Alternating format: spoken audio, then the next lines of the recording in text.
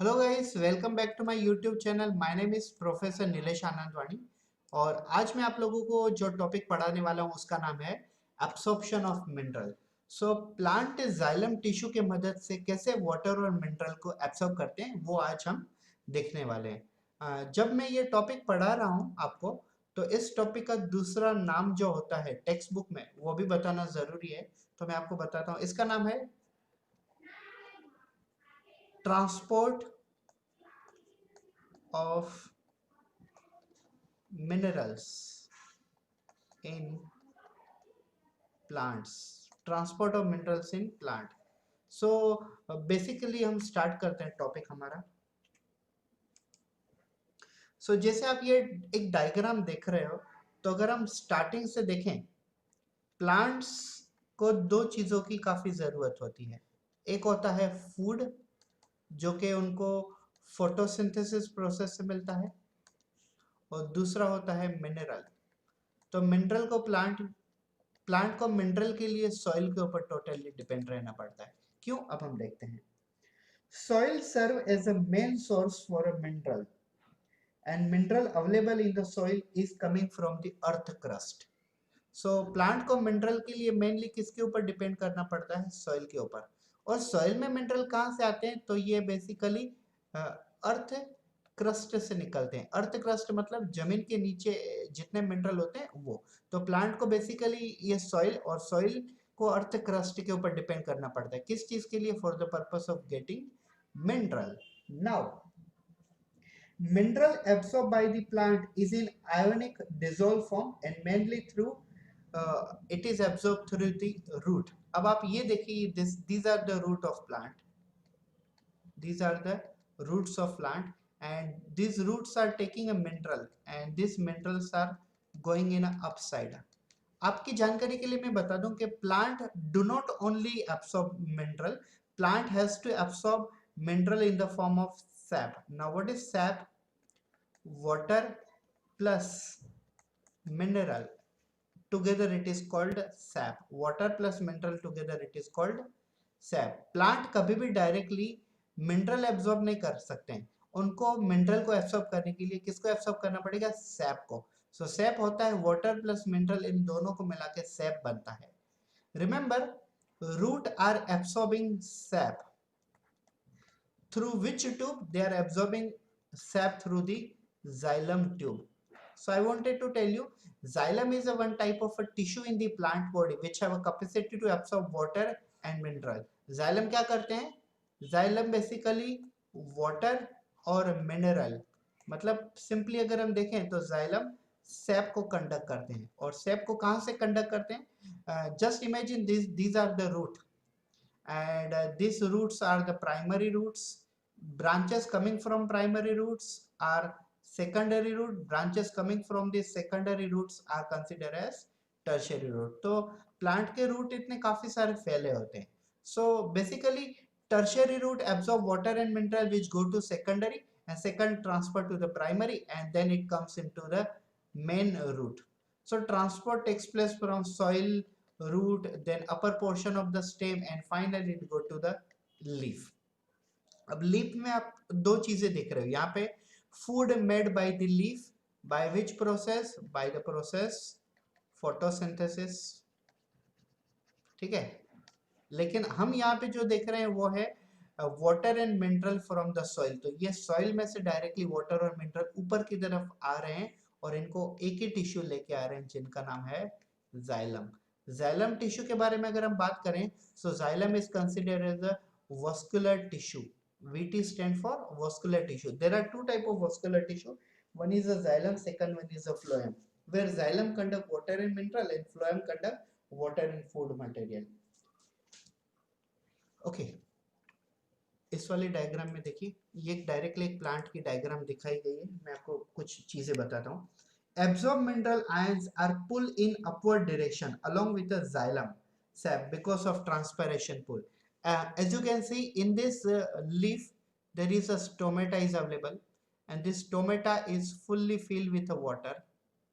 If a stomata withdraw the water outside by the process called transpiration, So gap is generated in the leaf. This is called transpiration pull. So this gap can be filled from the stem, leaf can fill this gap from the petiole, and petiole can fill this gap from the stem, and ultimately this stem withdraw the water from the primary root, secondary root and tertiary root. So basically अगर हम ये देखें तो movement कैसी हो रही है इसकी वाटर की, सो मूवमेंट कुछ इस प्रकार से हो रही है. So this is what entry of water through the root into the plant body, then travel to the stem, and through this stem it travel to the leaf. अब आप ये वाली लीफ बताओ, कौन से भी लीफ बताओ, उससे कोई फर्क नहीं पड़ता. Then it enter into the stomata, और फिर से स्टोमेटा से वाटर बाहर निकलता है due to the process called transpiration, और फिर से जो गैप तैयार होता है उसे हम कहते हैं transpiration pull. So this transpiration process help in the transport of water. अब ये वाटर नीचे के ऊपर तरफ जाता है. So water is always traveling from root to the top. This is top where there is a leaf are available, and this is root, and this must is bottom portion. Always remember xylem always xylem move only in the single direction. Why it is in single direction? Because xylem function is to carry only water and mineral, and water and minerals are only present in root, so they will move from root to the topmost part of plant body, whereas phloem has a both the direction, top to bottom, bottom to top, both the direction, but xylem has to move only one direction. Keep it in mind, mineral ions are needed in area where plant growing regions are available. Like मतलब mineral ion कहाँ पे जरूरत होती है? Plant के apical reason में जरूरत होती है मिनरल की. उसके बाद प्लांट में जो फ्रूट्स होते हैं वहां पे जरूरत होती है. लेटरल पोर्शन में जरूरत होती है, जो ये यंग बर्ड्स निकल रहे हैं वहां पे जरूरत होती है. लीफ में सबसे ज्यादा मिनरल आयन की जरूरत होती है. तो जितने भी प्लांट के ऑर्गेनल हैं, फिर वो बर्ड हो या तो लीफ हो, फ्लावर हो या फ्रूट हो, सभी पार्ट्स को मिनरल की जरूरत होती है काफी ज्यादा.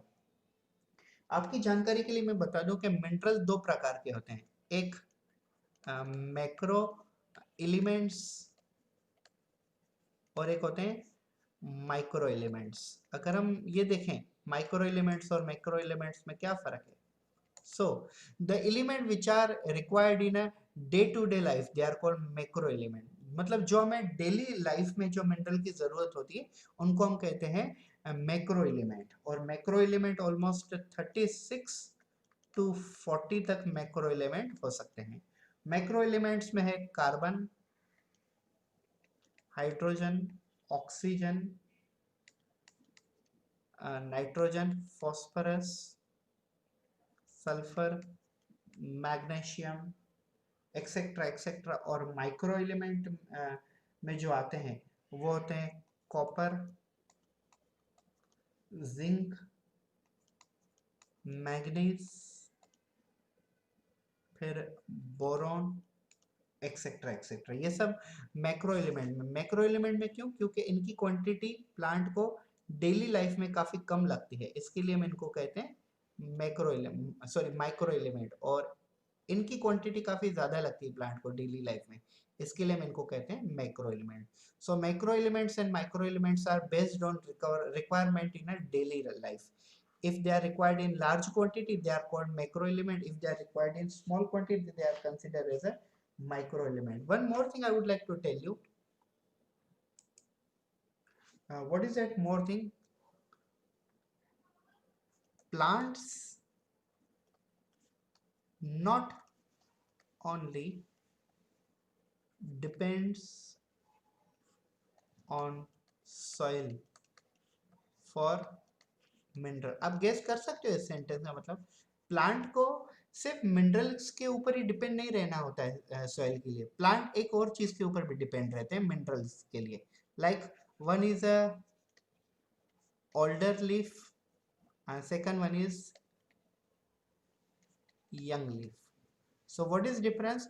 Older leaf will die and they will transfer some minerals to younger leaf because it is growing. It is growing leaf. So plant depends on the soil for the mineral. Also plant depends on the old leaf to transfer minerals to the young leaf. So these are the very important things. So basically, thank you so much for understanding this a small point, what transport of minerals in plant body. Have a good day.